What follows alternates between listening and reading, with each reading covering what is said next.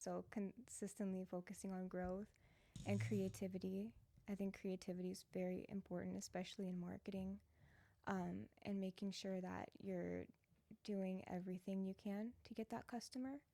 And then also like resourcefulness. I know it's really difficult to like start companies and do things like that, but you do have a lot of resources, especially like in Seattle and America in general. Like there's a lot of people and places that are willing to help. You just have to find them. So, what is your perfect customer, if there's such a thing as a perfect customer for you? Mm-hmm. Good question. I have a lot of perfect customers depending on what industry it is, but in general, if I were to narrow it down to one, it would have to be like a mid to large company looking for strategic competitor So, when you say targeting. that, do you mean like revenue or size of the company? Um, Good question. Probably revenue, Okay. because sometimes the services can be a little expensive.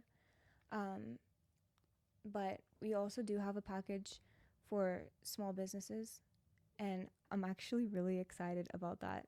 If I can like go on a little Yeah, tangent, yeah. I'm really excited about that because typically with these services, you have to have like a very big budget, like $20,000 per month to just in order to like target by location and do programmatic display in general. But with with these demand side platforms that I work with, it since I have a volume over a specific amount, I was able to get that price down for smaller businesses.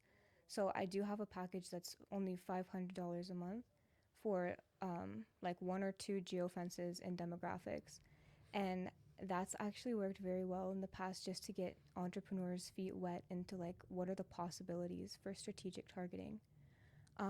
But I don't make very much revenue on that at all. It's just So it's more fun. like a sales funnel thing for you. Yeah. You do it like kind of cheap now. Hopefully, they get bigger and then Yes. increase prices. Yes. Or they see, okay, it's working. Let's continue to do it. And then once they grow from that, hopefully they're able to increase their price. Okay. The Did you ever use Snapchat back in the day? Yeah. Do you remember they used to have the thing called Geofilter? Yeah, where you can see people on the map. Yeah. So Hmm. is this kind of something like that, sort of, kind of? Kind of. Okay. It's like that, but it takes in a lot of different Yeah. factors. So it's called geofencing, and the name is very indicative of what it actually does. So basically, you can take the coordinates or the plot line data, whatever. We have a bunch of different metrics that we use to get that exact coordinate, but and you can put a fence around any location, be it a competitor, be it a zip code, even like um, household addressable is also another form. You can put it around multiple different houses if you have the addresses. Um, and once you put that fence, anybody that walks inside that fence automatically gets your ad served to them. Is that through you just like so how's it so the data comes from the phone or It comes from a lot of different okay. places. It comes from IP address information. It also comes from like cache and cookies and a bunch of different online, like Census Bureau data, Okay. depending on which type of geo targeting you're doing. Has this ever happened? Like, suppose you have a customer, right, Yeah. and you'll make some presumptions about different things, Yeah. but the data is like completely different, right? Wait, say again? Like, suppose you had a customer and Yeah. you want to do an ad, whatever, Uh-huh. and you both make some perceptions about what the data is going to be, but when the data actually comes in, it's totally different from what you thought it was going to be. Kind of. So, just due to privacy laws, we're not actually able to see exactly who that person is. So, like, I can target you as a person based on what you do and where you are, but I can't tell it's you, like Jason, as a Mm. person, which is nice because that would be really creepy. But if you're asking more from like a broad standpoint, um, sometimes we run different types of ads, and if the if the results are not exactly like what we're hoping for, then yeah, sometimes we do change the demographics a little bit, but the information itself, like who you are as a person and that search information, is highly accurate. So when you do these ads, how do you make sure they're not too intrusive, like they sound too robotic? Oh, I love this question because I feel like the creation of ads is an art.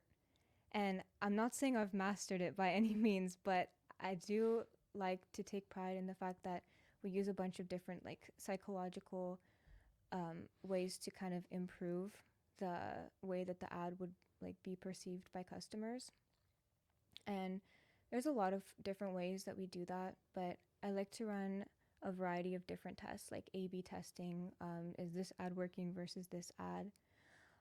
But a lot of ways that I like to do it is there's, well, I can give you an example.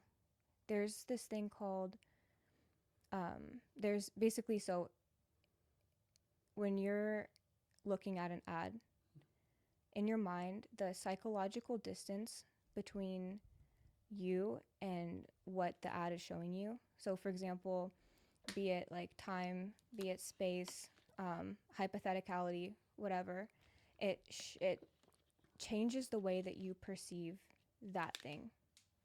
So, for example, if something's more near to you, like in space, in time, in hypotheticality, it's gonna be,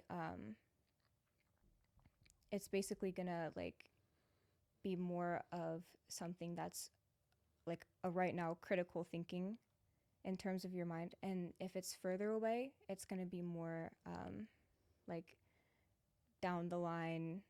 I'm explaining it really bad, but we have like a bunch of metrics on this. So the best way to use this is in terms of time. So if something is near in the future, then you position your ad to be like a right now actionable item. And if something is distant in the future, then you use it in terms of like behaviorally telling somebody that that's what they're going to be. So for example, you're running an ad and you say, if you sign up right now, you can come to this VIP event this Thursday. And so that's like an action right now in the future. And then you can also say, within the next year, you're going to be the top 1% of founders leading your institution or your industry.